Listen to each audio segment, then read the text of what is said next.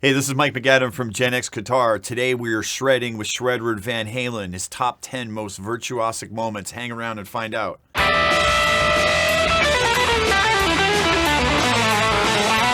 Okay, so today we're going to talk about the 10 shreddiest moments with Eddie Van Halen. It's not really just shreddy, I mean just what are his best virtuoso moments caught on record. So we'll go through them. These aren't in any particular order.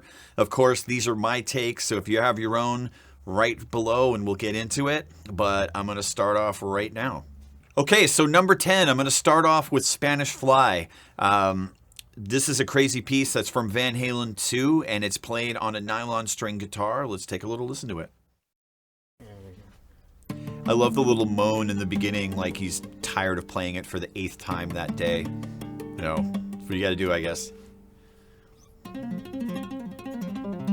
So one of the points I make about this that's so cool is, to me, this is actually a lot harder to play than Eruption, because to get this kind of articulation on a nylon string is pretty nuts. I love just the aggression here, it's very cool.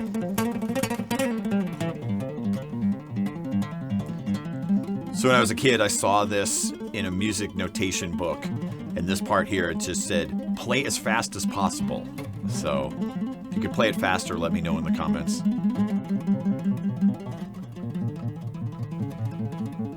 But this is such a cool kind of follow-up to Eruption, right? Where it has some of the same techniques in it, but they're expanded upon, and then the twist of playing it on a nylon string just gives a whole different dimension to it. So that's pretty shreddy in my opinion, and that is my number 10. Coming in at number 9, we have Sinner Swing. This is from 1981's Fair Warning album, and there's a lot of stuff I really like about this solo. Let's take a listen to it.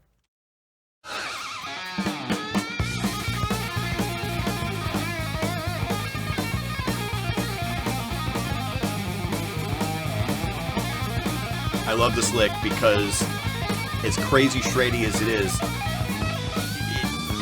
it kind of almost sounds like it's going to collapse, right? Like he's doing that ascending tapping lick, and it's not played incredibly cleanly, but it's so on the edge. I love that they kept that in the recording. That's just so Eddie to me, where it's has that thing where it's virtuosic but not quite perfect. I've heard people say one of the things they love about Eddie's playing is, despite the fact that it was virtuosic, you felt like you might be able to get to that point.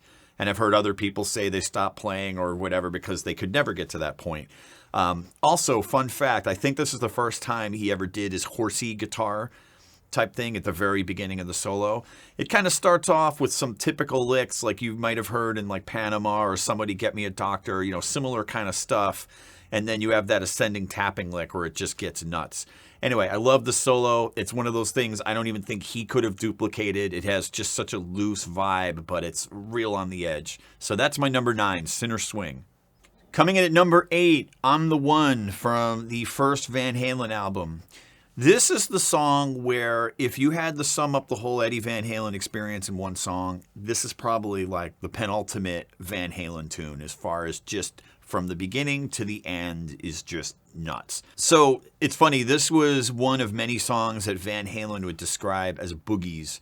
And boogie, I guess, is like a fast shuffle, but you heard that was, you know, a popular term in the 70s for a lot of these type of songs, like a fast boogie, like Hot for Teacher, things like that. So I'm not sure that term is used at all anymore, but that's what they would have called it back then.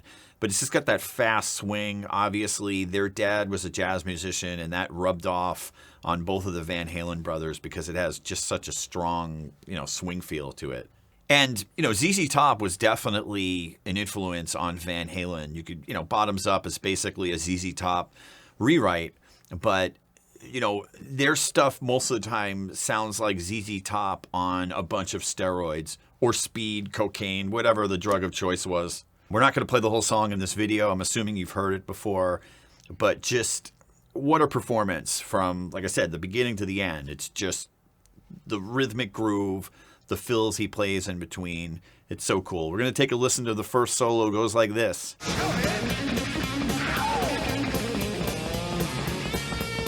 So cool. Little unison bend here.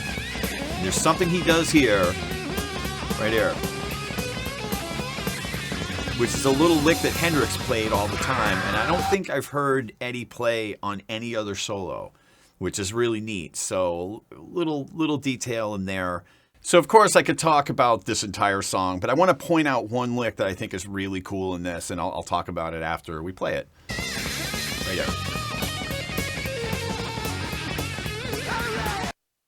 That lick is a pretty typical rock lick, but just the timing and the execution of it are just so cool. It's so locked in. Just love that lick. And like I said, you've heard variations on that from a bunch of guitarists, but just, like I said, the way it's executed here is just so good. And I want to take a listen to the very end of this and just kind of make a point here. So a lot of the songs on the first Van Halen album end in a similar fashion, you know, with Eddie whizzing off a lick here. I just love the feedback he gets right here.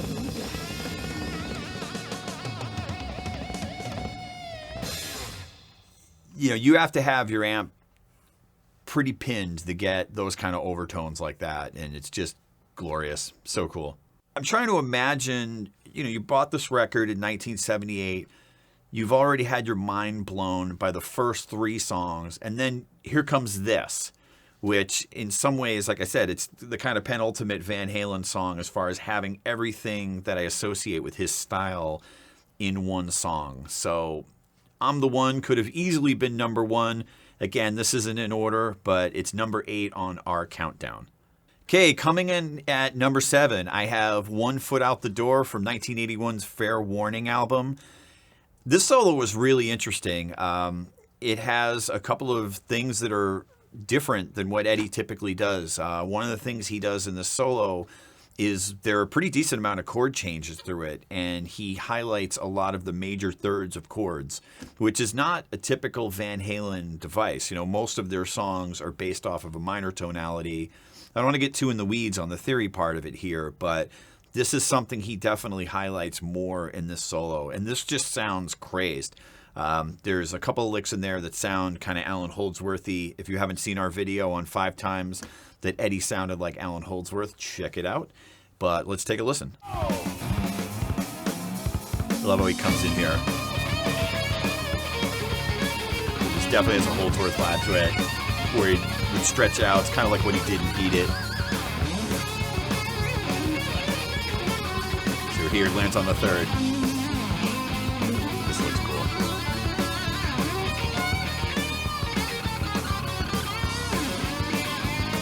Third again.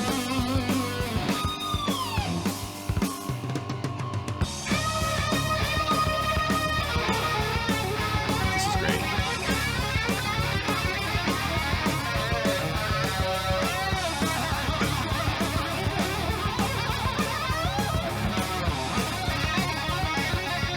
So a lot of the stuff on Fair Warning had kind of a funk vibe to it. You know, I've joked before, it's almost like Nuno Bettencourt took that album and made a career out of it as far as enhancing the funky elements that you hear on that very last lick on the fade and then some of the parts of Mean Street. He definitely seems like he kind of went in that direction as far as Eddie's style. But I always like the solo. It's kind of abstract sounding. Really loved where he was at that point in his career as far as how he was blending different things. So number 7, One Foot Out the Door, is on my list. Okay, coming in at number 6, let's get some Van Hagar in here. This is from 1988's OU812. This is Souce of Infection. I remember the first time I heard this song, I thought, you know, it's the 10th anniversary of the first Van Halen album. I always thought this song was kind of a tip of the hat of songs like Hot for Teacher and I'm the One. I mean, it's very similar to I'm the One, but it was cool to hear him revisit a lot of that type of stuff. You know, the beginning has the Hot for Teacher type intro in it with the tapping. Let's take a listen to it.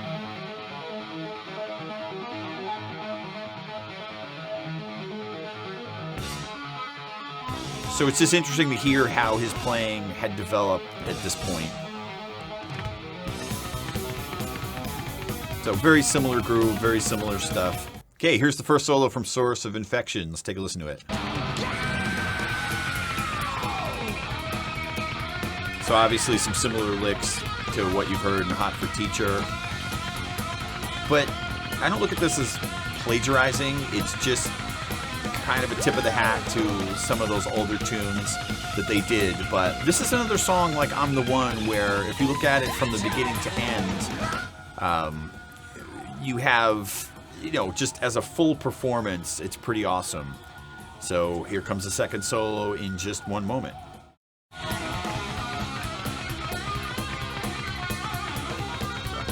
I'm the One there. So this just, again, always has that classic live Van Halen, cut it in one take, let it rip kind of vibe. So this made my list, Souce Of Infection from 1988's OU812 album. Coming in at number 5, we have Hot for Teacher from 1984's 1984 album.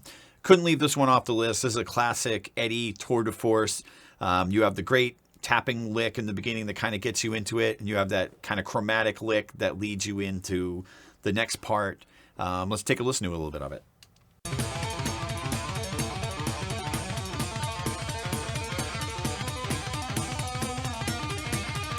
And it's always amazing how he played this stuff and made it sound musical. This part's awesome. So of course, you know, his time feel is just incredible on this. The way him and Alex played together and made this happen, just so awesome. And then again, it's another boogie type song, drops down this quiet part.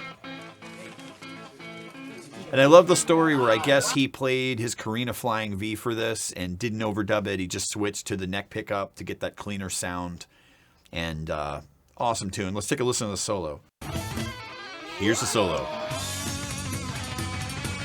So one of the things I love about Eddie, and especially in the solo, is he could be playing a really fast tempo song like this, but really just sounds so relaxed and laid back behind it. A lot of players would have a tendency to just really push things. Even people I've heard do covers of this song always miss that element of it. So, like I said, he could be just wailing away and still have the time be laid back. Very, very difficult thing to pull off. My number 5, Hot for Teacher off the 1984 album. No way this list was going to be complete without it. And we're moving on. All right, coming in at number 4. How could this not be on the list? It's Eruption off the first album. This is the absolute game changer. I love all the stories of where were you when you first heard Eruption. I can tell you where I was. It was weirdly 1980, and I already had the second Van Halen album, but I was at a pool one day, and this guy was cranking this guitar solo on a big boombox, and I practically had a seizure the first time I heard it. For some reason, I didn't associate that it was the same band at that age, but I heard this piece and was like, what is that? So the next day I went out and bought the first Van Halen album and connected that it was the same band. But there was just always something a little more explosive sounding about the first album. You could debate which one you like better or whatever, but clearly this just had that thing. I love that line from Dave Sabo from Skid Row where he's like, even if you don't play guitar, that first chord hits you right in the nuts. And man, it does. Let's take a listen to it. Like, right there. And for this to be the second track on an album was a pretty ballsy move, but just you never heard anything like this before.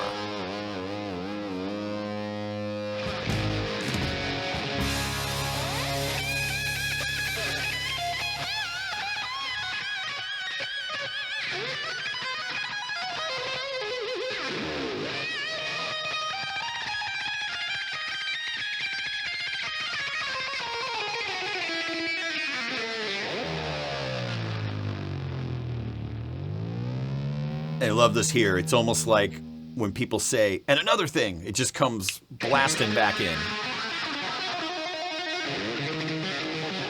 I think one of the things that people really miss with Eruption is, as a composition, it's really pretty sophisticated. It's not just a shred guitar solo. It has a compositional sense to it where there's an actual high point to it and there's actual themes in it.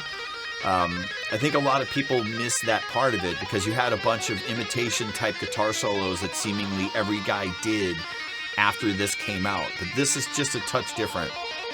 I absolutely love the little slide here when he hits it. So cool. And this is what I talk about, just high pointing it. You have this crazy sound at the end of it that you don't know what it is. Just as a side note, Sunset Sound a couple years ago released a version of this with just the room mics. And it's really incredible because you hear the actual performance in the room without the kind of post-processing, and you just get a different perspective on it. I will link that below in this video. If you have not checked that out, definitely take a listen. It is super cool. So there's a funny line from Steve Lukather a few years ago where he said basically fetuses can now play Eruption. And I get what he's saying with that. This was guitar technique taken up to another level at the time. And now, there's a million kids on Instagram that can play way faster and way cleaner. But there's a certain aggression and attack that I've never heard anyone else get from playing this piece. And it's almost like Ed traded a little of the proficiency for that attack. And you really hear it in Eruption. I've never heard that part of it duplicated. So that was number 4, Eruption. No way we were going to be able to make this list without it. So there it is. Okay, coming in at number 3, we have Ice Cream Man from the first Van Halen album released in 1978. This song is just bonkers. My first thought with this is, I was saying this earlier about I'm the One, but with this record, if you're listening to it continuously, you've made it this far into the album, and then bam, he hits you with that crazy kind of triad lick at the very beginning that you haven't heard on the rest of the album at that point. Super cool. Let's take a listen to the solo. Right here, this is just nuts. And the other thing I love about the solo is it has loose kind of shred blues vibe to it around here. It just almost sounds like it's collapsing, but never quite gets there. And this is a classic blues lick you've heard a bunch of guys do, but it has that Eddie twist on it. I love right here. It's almost like stumbling back in.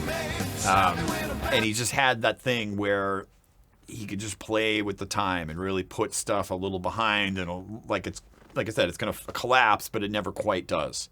So Ice Cream Man is just an awesome song. There's no way it wasn't going to make this list. That is my number 3, Ed, most virtuosic moments. Coming in number 2, this is DOA, Dead or Alive from Van Halen 2. This is another solo that just absolutely wails. It's great. There's one lick in here that is just nasty that I think a lot of people overlook. Again, just his feel, his timing is just so incredible. Let's take a listen.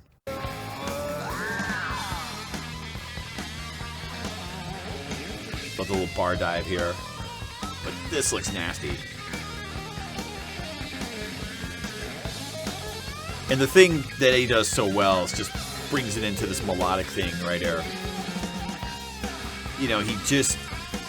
The big difference with him and so many other guys is he would have that shreddy stuff, but then before it got over the top for me, would just bring it home with some melodic stuff. What an awesome solo. It was a great solo at the end too, but I think this is an overlooked song as far as being a real shreddy, virtuosic type of tune. So it makes my list number 2, DOA, Dead or Alive from Van Halen 2.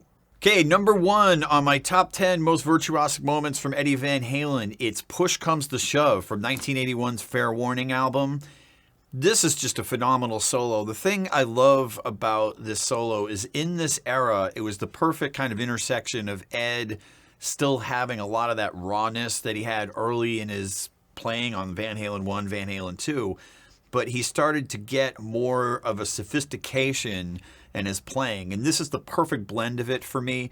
Yeah, there are solos that are played way faster, way more shreddy type stuff, but the execution of this solo to get those tapped bends right, all that sort of stuff makes my number 1. Again, these were not in any order. They're just 10 songs I randomly picked, and let's take a listen to it.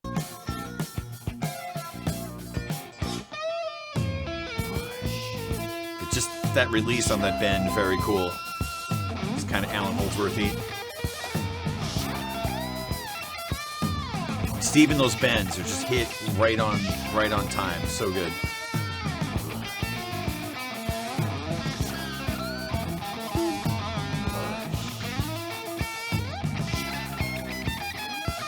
This is so cool.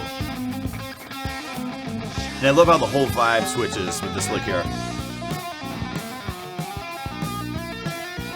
And this lick here where he's kind of tapping and going up.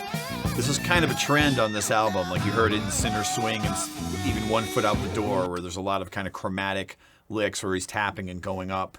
But played the way it's played in this song, I kind of wish I had heard him do a little bit more of that, but such a great solo. It's funny that Van Halen kind of experimented with more of a dance type song, but it still sounded like a Van Halen track. It wasn't like they went into this other direction and it didn't sound like the band at all. It was still just a really unique Eddie Van Halen solo. So that's my number one. What did you have as your top 10? We can talk about it in the comments section. I hope you enjoyed this list. If you like this video, please consider checking out some of our other content. We're pushing to get to 1,000 subs. Please help us get there. And I'm Mike McAdam from GenXGuitar. I will see you in the next video.